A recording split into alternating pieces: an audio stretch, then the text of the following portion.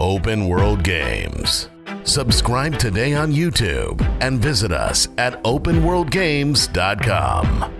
People started tearing each other apart until society as we knew it collapsed. Why, hello again, my fellow agents. What's up? It's Robbie with Open World Games, and in this video, I'm going to be describing my hands-on time with Tom Clancy's The Division. I was invited out to E3 and the Uplay Lounge, got to play a couple of rounds of Tom Clancy's The Division, which was awesome. Couldn't believe I got to do that, so special thanks to Ubisoft and, of course, you guys for supporting this channel. Without you, this whole trip would not be possible, and I will be giving away beta codes as a thank you to you guys, so more info on that in a moment. But if you just want to skip ahead to the new details about Tom Clancy The Division, because I'm going over all of it, guys. I'm spilling the beans about the game in just a moment. You can use the video guide in the description below. Go ahead and skip ahead to the info you seek. But again, I really do want to thank you guys for always supporting the channel. I really appreciate it. I love you guys for it. It has been amazing seeing your constant, continued support. I don't know where it comes from. So, because of that, I'm going to start the beta giveaway in this video. This is how you enter for a chance to win a beta key for Tom Clancy The Division. Go ahead and follow me, first of all, out on Twitter at NightRobbie. And then the second thing you have to do is retweet a tweet. You will find that tweet in the description below. It'll say retweet this tweet to enter. And then you do that, so you do two things. You follow me out and then retweet that tweet, and you are good to go. You are entered into the competition. Good luck to everyone. Cannot wait to give away these beta keys, and of course, I will be also giving away copies of the actual game when it releases, so you guys can look forward to that. March 8th, 2016. Mark that on your calendars. It's going to be awesome. But here we go, guys. Here are the brand new details about Tom Clancy The Division. Okay, we got 90 seconds. Keep your eyes peeled, everyone. So we're going to start out with the classes and weapons. Now, mind you, we were given preset classes only. They warned, hey, you can switch and swap all of these weapons and gear loadout to whatever you want, which is really cool. This is a classless game. But I was rocking the sniper class. I was playing as a female. I was playing as Megan. With the sniper class, you get the M14 DMR, and then also the SMG 91, and a pistol. Again, remember, you can swap to the pistol as your last resort by holding down triangle or Y. You actually hold it down, and you are given infinite ammo. It is your absolute last resort. If you have your pistol, you are pretty much screwed. Now, her abilities included the Seeker Mine, and more on that later. This thing is badass. You're going to love the Seeker Mine, and then of course the Sticky Grenade. Now, to use the Sticky Grenade, you press LB and then you fire with RT, and then you can just leave it there, or you can tag it onto an enemy and wait for him to go into a group, and then you initiate it by pressing LB again. Now we move on to the medic class, as I would describe them. They are given the ACR-1 assault rifle, and I believe they had a shotgun. Now he was equipped with the ability to use pulse and healing, which is pretty cool because he can actually heal himself twice. He can use his personal healing and then his group healing, which also heals himself. So he's going to be the one that can really dish out the support if he wanted to. Now, the support class was the one role I did not get to play with. He was rocking the M248 light machine gun with the Super 901 pistol. I believe he had a grenade and then also a turret, which the turrets in this game are a pain in the ass. You have to really work together to distract it and then destroy it. But yes, I see a lot of you using that turret and taking out a lot of enemies in that way. So what exactly can you do with the controls? Okay, so we're going to go over those really fast. The left pad allows you to activate your grenade and throw it with R2. The right D-pad heals you. It's a personal healing item. Again, if you are wanting to be a tank or on the front lines, whatever, you can actually heal yourself twice if you have the personal health potion, I guess you would call it, and then also the health healing ability, so you can actually double your healing efforts in that regard. Now, You can vault over things by pressing B. You can roll by pressing A. Now, rolling, they have too much of it in the game. That's the one thing. I'm going to go over that later in the video, but they really need to address the rolling. They need a stamina bar, so if you roll twice, you have a cooldown period, because I can see everyone just freaking rolling in this game, and I'm not too sure what you guys can take away from that, but it's not very tactical, so hopefully they have some sort of stamina or cooldown period for rolling. So you click your stick, I believe it's the left stick, to start running. There is no limit on your run, which I do approve of. That's cool. LB and RB activate your skills, so LB can activate your Seeker Mind, and RB can activate a grenade or healing or something like that. Now, there is no prone or crouching, and get this, there is no melee. Now, a lot of you might actually hate that. I'm very curious to see what you guys say about that. I do think that there needs to be some sort of melee, but what happens is if two players collide, they actually push each other back, and you really want to start using your gun, so that's different. I think they really want this to be a stat-based game. That makes a lot of sense, but like Destiny, they even had melee, so I don't know what the thinking is with that. So the Y button, you can actually hold it down to switch to your last resort, which again is your pistol. It has unlimited ammo, and if you have that equipped, you are pretty much screwed. Be prepared to die. But just pressing the button, tapping Y, will allow you to switch between your secondary and your primary. Pretty easy stuff, reminds me of Destiny, so that's cool. So I am past the menu screen. I am so freaking ready to go. Finally in the game, and I immediately recognize that the controls are immediately familiar. This is Ghost Recon Future Soldier or Splinter Cell Conviction Blacklist controls, which in my opinion are the best of the best when it comes to third person. And now they're in an open world, yes, but one thing you do notice when you enter the game are the graphics. They are not like the trailer from, 2013, 2014. No, they don't look exactly like that, but I was expecting this. I was expecting a Witcher 3 type downgrade, if you will, which I absolutely love The Witcher 3. People bitch and moan about that downgrade, and I just don't see it. Of course, it has been downgraded somewhat from these,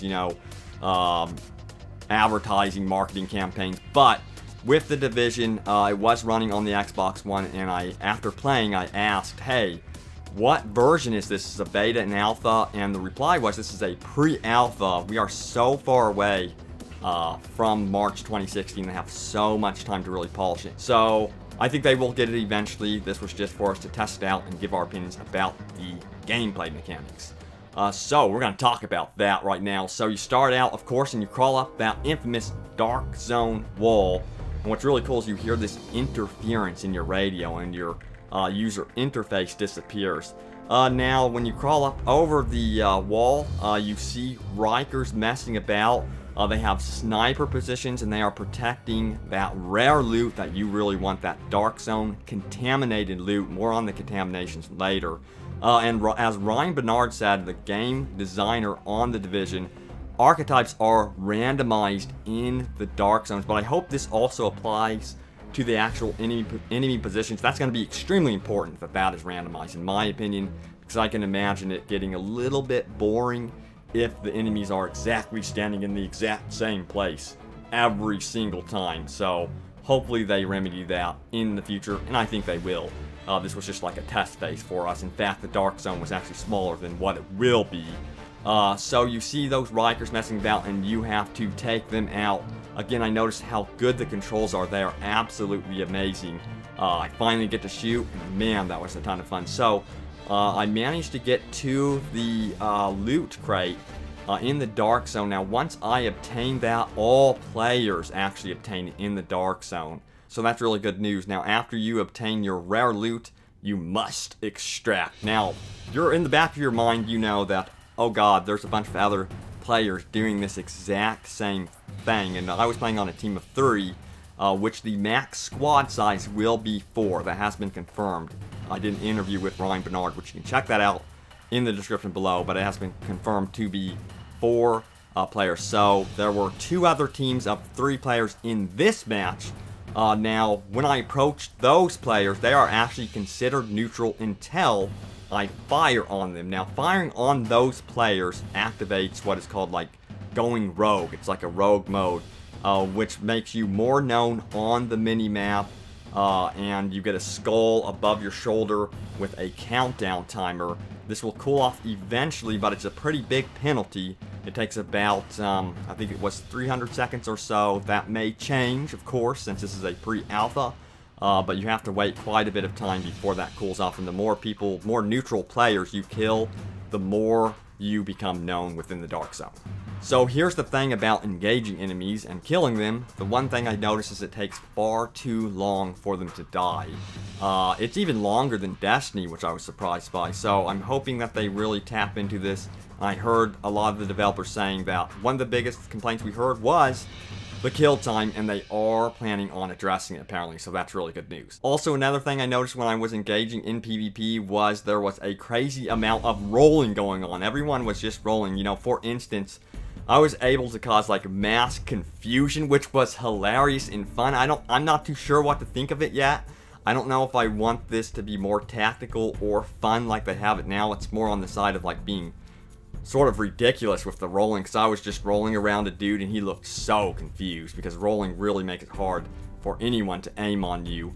But I do think they could address this by adding, you know, some sort of cooldown. So you roll twice or something, and then you have to wait 5 seconds to roll again. That makes a lot of sense to me.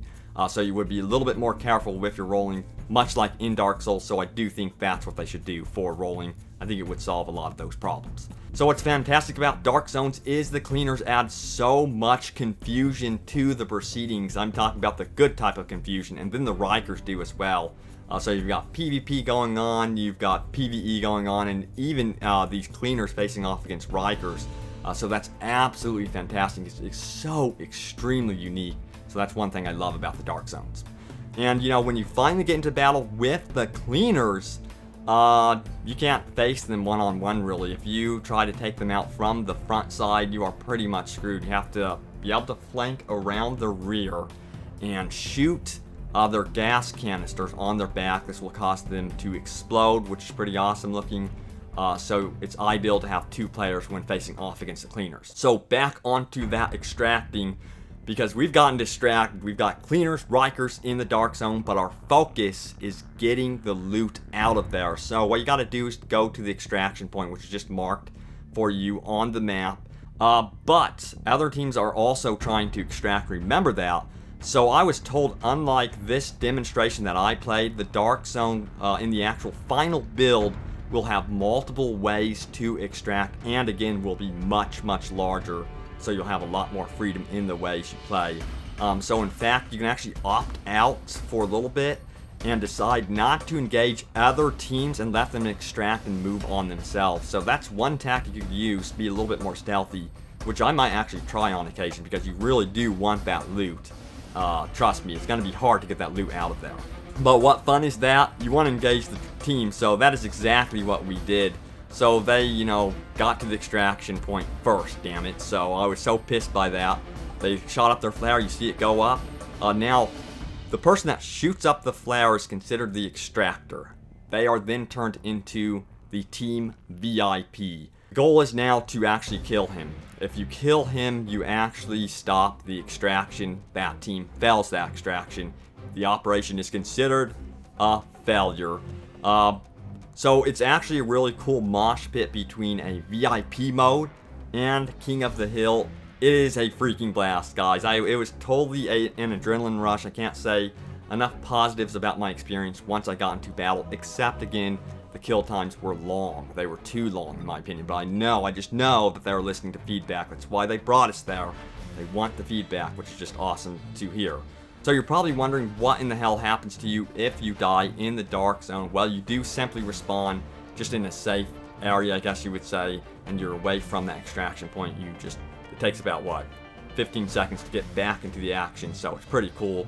Hopefully they have good spawn points, because we don't want campers. Now, a highlight of my time with the Division was downing players. Yes, players can be downed, and you go over to them and try to revive them. You don't need any special equipment to do this. Anyone can revive anyone in the game, which I really do like. So what I did is I downed a player in the middle of the extraction point, and 2 other players were like, "Oh no, he's down, I'm gonna go get him." And I had the Seeker Mine, so I put the Seeker Mine down when I saw them all in the group, and man, it killed all of them at once. It was a triple kill. It was one of those rare moments, and it happened in the Uplay Lounge. So I was like, this is epic. They've really nailed the feel of the gameplay, so you do have those epic moments in the game. So I can't speak high enough about the actual gameplay moments from the Division. So the first time I played with the DMR class, our extraction failed, and the other team won. But the second time I played, our team did manage to extract, and this is how it works. You actually go to the extraction point. Again, you shoot up the flare, and then a helicopter will appear. Now, there's a big countdown timer. I can't recall how much time it was. That's going to change. That stuff always changes, so that's not important. But the helicopter will appear after a certain duration. You must attach your contaminated loot to a rope. It's pretty cool looking, by the way. You see your bag hanging there, and then you see someone else come in, hang their bag up, and then you're like, where's the last person? We've got to get them here. But you do win the match if you manage to get all 3 of your loot items on the helicopter's rope. And you just move on. Now, in the demonstration that I played, when the timer runs out, the match ends. But that's not going to be the case for the final build. Of course, if you win or lose, no matter what, the game is just going to carry on. There's no, like, end screen. You just keep going on your business through the dark zones, through the co-op zones, through the social zones. That's one thing I absolutely love about the game. But I do think it's going to be a little bit like Destiny. I see a lot of people just fast traveling it to the base of operations, and you will see a loading screen because of that. I wish there were no loading screens at all, but I'm going to try not to fast travel. I really want to experience the game on foot as much as possible. So what did I take away from the experience? The positives and the negatives. So let's start with the positives. The controls are absolutely top-notch. I love them. I'm a huge fan of Ghost Recon Future Soldiers controls and Splinter Cell Conviction / Blacklist. They're the best in the business for third-person shooters. The actual idea behind the dark zones and co-op and seamlessly going between them really works well in this demonstration. I was thrilled to see it actually working. It's extremely unique still, and I really can't think in my mind another game that's doing it like this. The game's loot system and gear are the showpieces, guys. It's gonna be so epic trying to get your rare gear out of these dark zones. Again, it's going to be quite the challenge, and I cannot wait to try it with a really skilled team. The atmosphere in the game. The atmosphere is fantastic. I love the weather system. Again, you know, I'm a huge fan for weather in the game. It was so cool to play the game, and it starts out where you see the sun peeking through the skyscrapers, and then all of a sudden a snowstorm rolls in. You can hardly see anything, and it changes just the whole feel of the game, so I was really, really into it. The idea of betraying is also very interesting, but again, they have to be careful with that.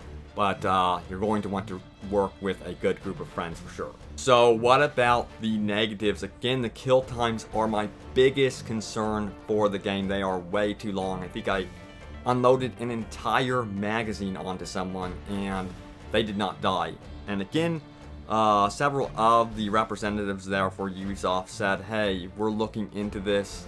That will likely change in the future. We know it's the biggest complaint. We will be addressing it. So, good news, 2 thumbs up there. The companion app is missing. Now, this is a positive for me. I don't give a damn about a companion app. I actually think some of them can be a pain in the ass. So I'm going to take this as a positive. You may take it as a negative. Let me know what you think. But the companion app is not going to be in the game. That means the drone is not going to be in the game. So the graphics need some touch-up. But this is a pre-alpha. That is what they told to me. It's still very early. They have plenty of time to really nail the graphics down. But top priority is definitely going to be the 30 frames per second. They have to have it no matter what. It never, ever, ever dips, at least on consoles, below 30 frames per second. Of course, I imagine you PC elitists are going to be like, I'm running at 60 frames per second, bitch. And you guys can do that, of course.